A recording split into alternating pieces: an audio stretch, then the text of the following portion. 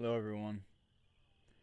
In this video, I wanted to talk about feeling and how it's kind of developed for us over the years, kind of both in our own lives as well as our dog handling.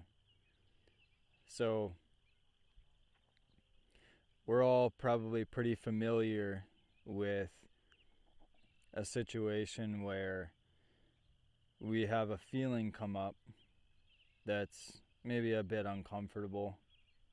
Maybe we're a little reactionary or sad, fearful, and maybe we'll use something to distract ourselves, such as Netflix or alcohol or going on a trip somewhere or buying something.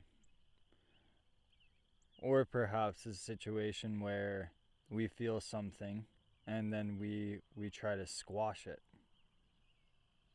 and kind of bury it down.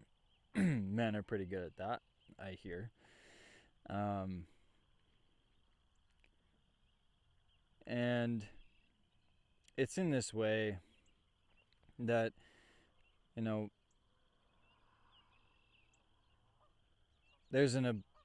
there's a possibility for us as beings to build the propensity and the skill for us to be a bit more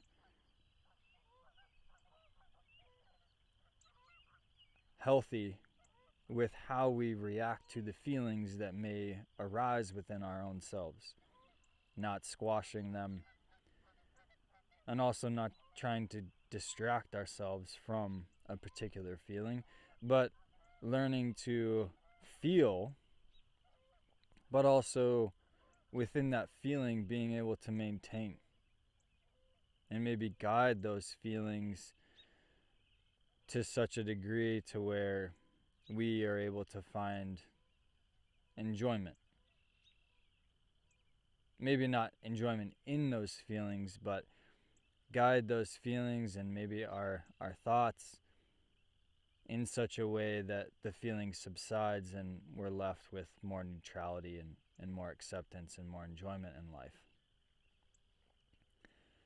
And this is kind of the approach that we've taken in our own personal lives.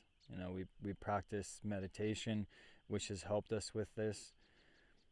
And it's also translated into our dog handling, because in our dog handling, we want to feel the dog. We want to feel what they feel, however intense it is.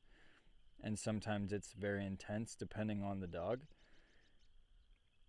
And feel the dog and guide them to a place of more enjoyment and more trust.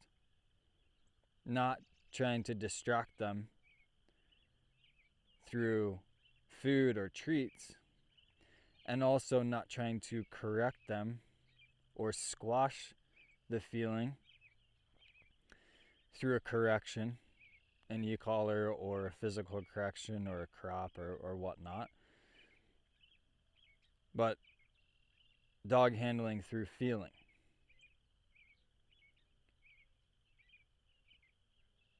So it's not the easiest thing. For some, it's probably pretty easy. For some, again, we don't have to look very far. We can look within our own selves to see how comfortable we are in our own skin feeling. And then that may be a fairly decent gauge in regards to how we may be able to feel another being such as a dog, and the course of action that we may take to guide that being, to guide that dog.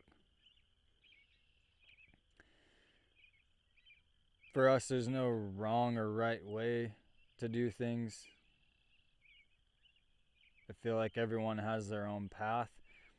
Everyone has their own way of doing things based on how they're raised and what feels good to them at the present time. But for us, dog handling through feeling, and again, for us, being able to feel a dog is very important. So if a dog did come to us on medication, let's say, ideally in that situation, the dog wouldn't be on medication. So we'd be able to really feel what they feel as opposed to feeling them but a little numb. Maybe the edge has been taken off due to the medication, which is the goal of the medication, is to take the edge off, take the anxiety down, take the reactivity down, in the hopes that when they come off the medication that their behavior is better. Again, there's no right or wrong way, there's just ways. For us, we like to feel what it is the dog is feeling, what they're going to act upon in different situations. So we know what we need to do as their guide to hear them and to guide them. Again, not through corrections and trying to stifle or squash a behavior out of them or feeling out of them, and at the same time not trying to distract them from a feeling or an action.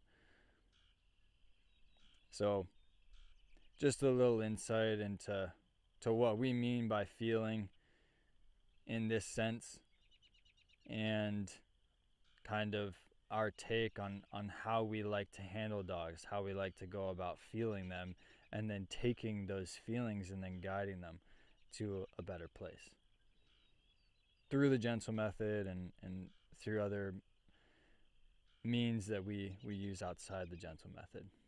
So I hope that's helpful. I hope that's insightful. Thank you.